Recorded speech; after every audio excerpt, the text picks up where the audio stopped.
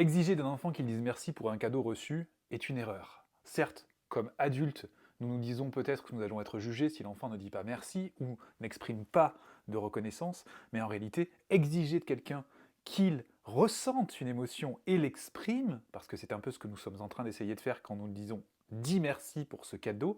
c'est en fait être dans une sorte de chantage qui va gâcher la valeur même de ce merci et qui va peut-être donner plus tard des adultes qui ont du mal à dire merci et peut-être même du mal à ressentir de la vraie gratitude pour ce qu'ils ont et pour la reconnaissance peut-être des efforts que font autrui. Et là vient un point important. Un enfant est égocentré jusqu'à un certain âge. Il n'a pas forcément conscience que les autres font des efforts pour lui.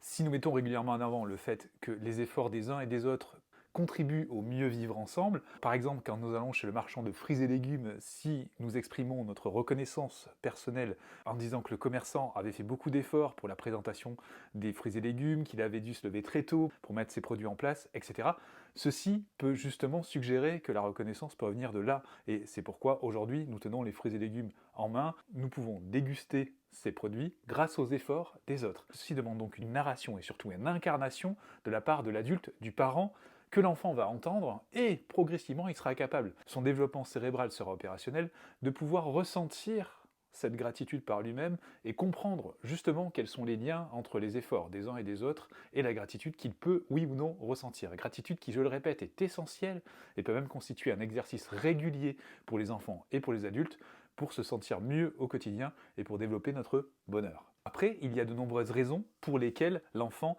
ne va pas ressentir une reconnaissance ou une gratitude. Il peut simplement se retrouver dans un état émotionnel tel, et c'est le cas pendant les fêtes, où ils sont surstimulés, où ils vont être en contact avec des personnes qu'ils ne connaissent pas forcément ou connaissent mal, et qui vont être peut-être dans un état de fatigue et d'excitation qui font que cette gratitude ne parvient pas à s'installer, et l'enfant, finalement, est en train d'essayer, tant bien que mal, d'identifier et de réguler ses émotions par lui-même, alors qu'on lui exige de ressentir une autre émotion. Je répète, cette exigence de ressentir et d'exprimer une émotion est une aberration. Cela risque de faire perdre à l'enfant cette spontanéité et ce naturel, et aussi cette connexion avec ce qu'il ressent à l'intérieur de lui au fil des années, où il sera exposé à ces exigences et à ce forcing sur la verbalisation de ce qu'il devrait ressentir, alors que peut-être il ne ressent pas ça. Donc nous pouvons laisser la porte ouverte. L'enfant ne dit pas merci pour les cadeaux qu'il vient de recevoir, eh bien nous allons le faire à sa place. Et lorsqu'il en ressentira le besoin, lorsqu'il sera prêt émotionnellement, eh bien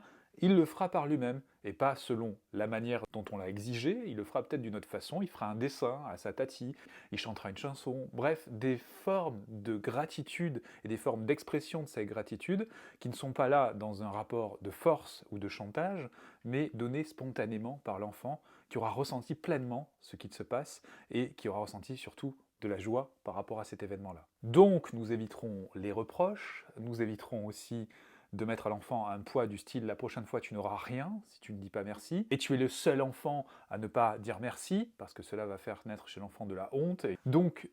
soyons empathiques. Les enfants nous imitent, donc si nous utilisons des méthodes coercitives, du chantage, des reproches, eh bien cela déjà va fragiliser le lien entre nous et eux, et surtout fragiliser le lien entre eux et leurs émotions. Et dans les premières années de vie de l'enfant, l'essentiel est d'accompagner cette identification, cette verbalisation des émotions, et surtout le rapport qu'il y a entre les besoins et les émotions. Et là, comme on vient de l'évoquer, à Noël ou quelconque fête où l'enfant pourrait recevoir un cadeau, nous avons une chance inespérée de pouvoir travailler sur cet apprentissage émotionnel. Qu'en pensez-vous ?